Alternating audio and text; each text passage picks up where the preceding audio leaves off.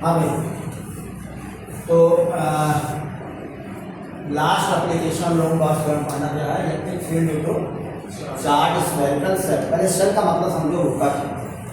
Cell का मतलब होता है कि जैसे कोई हॉलो स्फीयर, आपने क्या ले लो, हॉलो स्फीयर। तो हॉलो स्फीयर मान लो आपके पास है, रेडियस इसका कितना लेट कर लो कि आर, कितना रेडियस होगा आर। देखो ये हॉलो स्फीयर हो सकता है, और हॉलो स्फीयर किस चीज़ का है, मेटल।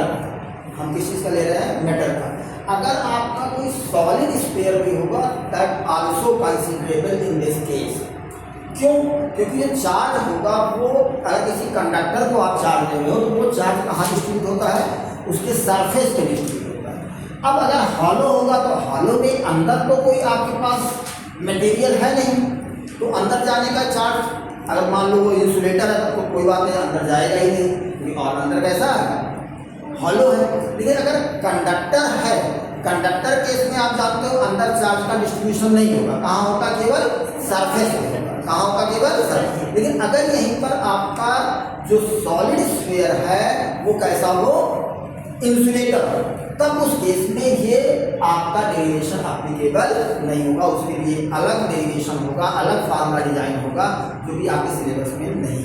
अगर हम एकेडमिक लेवल बात करें, बोर्ड के लेवल पे, तो वो आपके सिलेबस में नहीं। फिलहाल तो हमारे पास क्या है, एक चार्ज स्फेरिकल सेल है, चार्ज स्फेरिकल सेल, या आप कह सकते हो एक मेटालिक सॉलिड स्फीयर भी यू कैन से, वो भी कंसिडर कर सकते हैं। मैंने कहा ये आपको ब्लू कलर का दिख रहा छोटा वाला स्फीयर है, ये कैसा है, स्फेरिकल सेल। कैसा है, क्या है ये, स्फेरिकल सेल। इसको आपने चार्ज दिया, कितना चार्ज दिया, मान लेते हैं कैपिटल Q चार्ज डिस्ट्रीब्यूट दे दिया, और ये चार्ज कैपिटल Q क्या होगा, यूनिफॉर्मली डिस्ट्रीब्यूट हो जाएगा। इस पर कैसा डिस्ट्रीब्यूट हो जाएगा बच्चों, यूनिफॉर्मली डिस्ट्रीब्यूट हो जाएगा। तो तय बात है, ये डिस्ट्रीब्यूशन होगा वो कहाँ पर होगा, सरफेस पर होगा। कहाँ पर होगा, सरफेस। तो चार्ज डेंसिटी कौन सी होगी, चार्ज डेंसिटी कौन सी होगी, सरफेस चार्ज डेंसिटी होगी। कौन सी चार्ज डेंसिटी होगी बच्चों, सरफेस। और सरफेस चार्ज डेंसिटी क्या होता है, सरफेस चार्ज डेंसिटी अगर सिग्मा हो तो सिग्मा इक्वल टू कितना होगा, sigma equal to total charge upon total area. Area कौन सा, सरफेस एरिया। स्क्वायर का सरफेस एरिया कितना होता है, 4 पाई आर स्क्वायर। तो जो Q चार्ज होगा, Q is equal to sigma into 4 pi r square. ये बन गया आपके पास क्या, चार्ज की वैल्यू आ गई। अच्छा भाई, अब देखो इस स्फीयर की वजह से, जो स्फेरिकल सेल है, इसकी वजह से मुझे इलेक्ट्रिक फील्ड निकालना है। कहाँ पे इलेक्ट्रिक फील्ड निकालना है, suppose that at a distance r from the center of this spherical cell, centre से r डिस्टेंस पर। तो सेंटर से r डिस्टेंस के लिए r, तीन कंडीशन इसमें अप्लाई कर सकते हो आप। r may be greater than capital R. If small r is greater than capital R, small r is the distance of the observation point from the center of the sphere. बात समझ आ रही है। और ये कैपिटल R से, capital R is the what, radius of the spherical shell. अगर इससे बड़ा होगा तो कहाँ होगा ये पॉइंट, बाहर नहीं होगा। कहाँ होगा बेटा, बाहर होगा। अगर यहीं पर मैं बात कहूँ कि स्मॉल r जो है वो, small r is less than capital R होगा, देन इसका मतलब क्या हुआ, इनसाइड। इसका मतलब क्या हुआ, inside the shell, inside the shell. और अगर इसकी बात मैं करूं तो ये कैसा होगा, outside from the shell, outside from the shell, outside. कहां से, सेल के बाहर नहीं होगा, और सेंटर से कितनी डिस्टेंस पर, इस बात। और तीसरी कंडीशन अगर ये मैं बनाऊं कि small r is equal to r, is equal to r का मतलब क्या हुआ, ऑन द सरफेस। कहां पर हुआ, on the surface, on the surface of shell, on the surface of shell. Shell के सरफेस की बात हो रही है। अच्छा भाई, चलो पहले केस की बात करते हैं। Small r is greater than capital, यानी कि ये कोई पॉइंट है, this is the observation point. अब देखो जो स्मॉल r जो है वो, स्मॉल r जो पॉइंट P है, अगर मैं इस पॉइंट को टच करते हुए एक गॉसियन सरफेस ड्रॉ करूं क्या ड्रा करूं? गॉसियन। अब बात गॉसियन सरफेस क्यों ड्रा करना? Because we are using we are applying Gauss theorem in this derivation. हम क्या अप्लाई करना है? गॉस थ्योरम अप्लाई करना है। गॉस थ्योरम अप्लाई करना चाहते हो तो आपको क्या चाहिए? एक गॉसियन सरफेस चाहिए। और गॉसियन सरफेस क्या खास बात होती है? Gaussian surface should be enclose the charge, should be enclose the charge. और कैसा होना चाहिए? और कैसा होना चाहिए?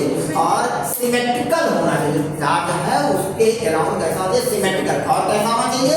Must be passing through the observation point, observation point. तो ये जो कि आपका स्फेरिकल सेल है, तो जो गॉसियन सरफेस बनेगा आप ये बता सकते हो कैसा होगा? एक स्फीयर होगा।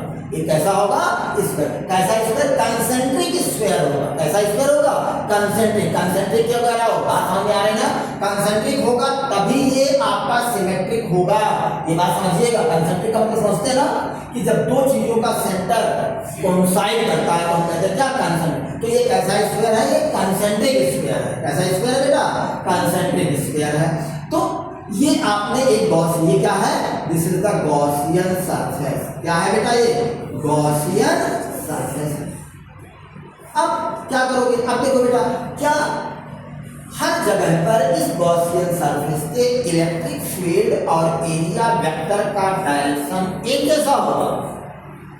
तो हम कहेंगे हर पॉइंट पर electric field area vector same direction में तो होंगे, बट अलग अलग पॉइंट पे सरफेस पे, किसके? गॉसियन सरफेस के, वो इलेक्ट्रिक फील्ड और एरिया वेक्टर क्या होंगे? अलग अलग होंगे। कैसे होंगे? बात पकड़िए, इधर देखिए, बात पकड़िए।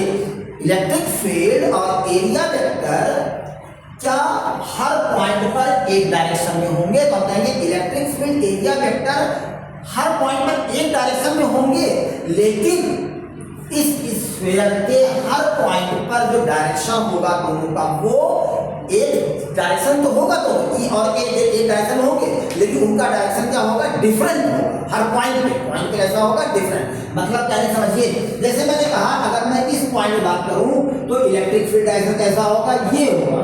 इलेक्ट्रिक फील्ड डायरेक्शन कैसा होगा? ए। और ए सरफेस एरिया डायरेक्शन कैसा होगा? ये होगा।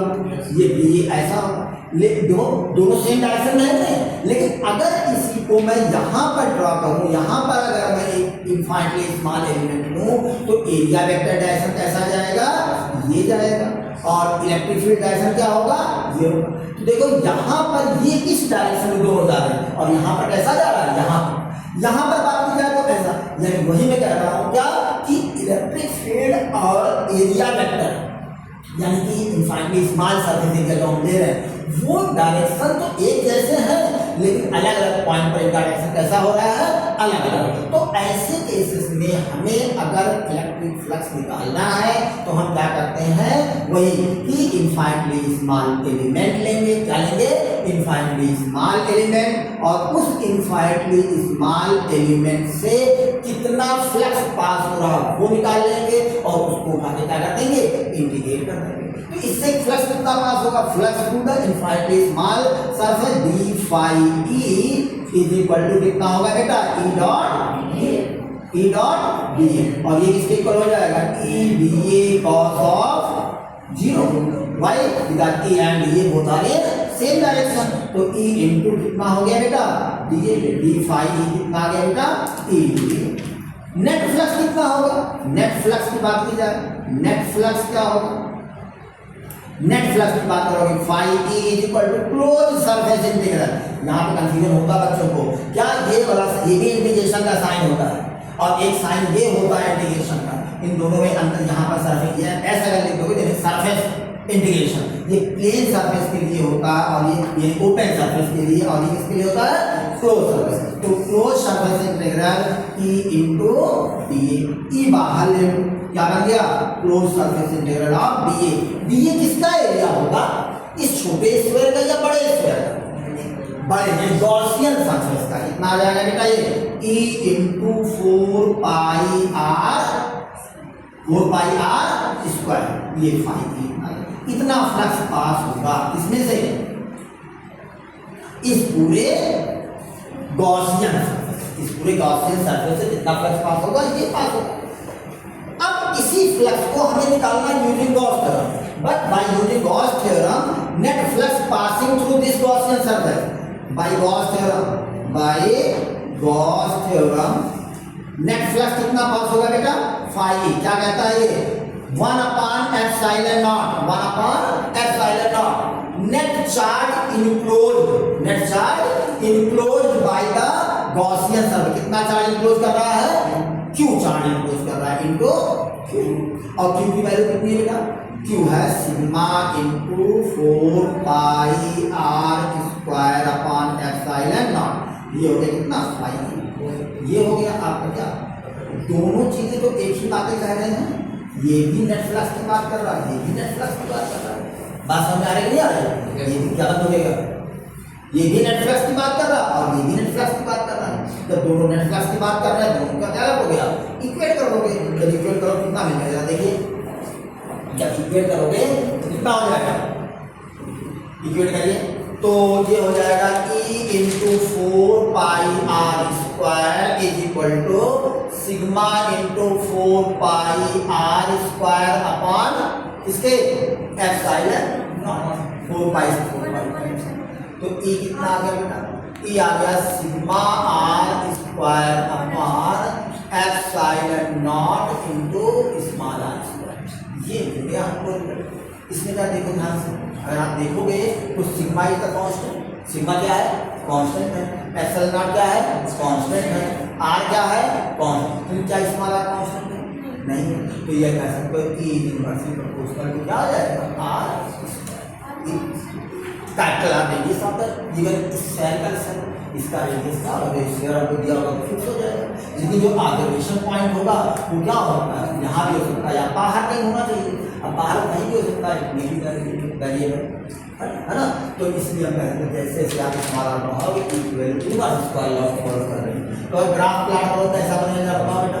अगर मैं बात करूँ E और R में ग्राफ प्लॉट करो, तो जब E और R में ग्राफ प्लॉट करोगे तो यहाँ से तो ओरिजिन अगर ले लो तो यहाँ से अभी इसका हमें पता नहीं है, ओरिजिन से सरफेस तक तो नहीं पता कितना ये एक साथ बनाएंगे डायग्राम ग्राफ का। लेकिन ये वाला कैसा बनेगा, यहाँ से ये कुछ ऐसा इस तरह का बनेगा।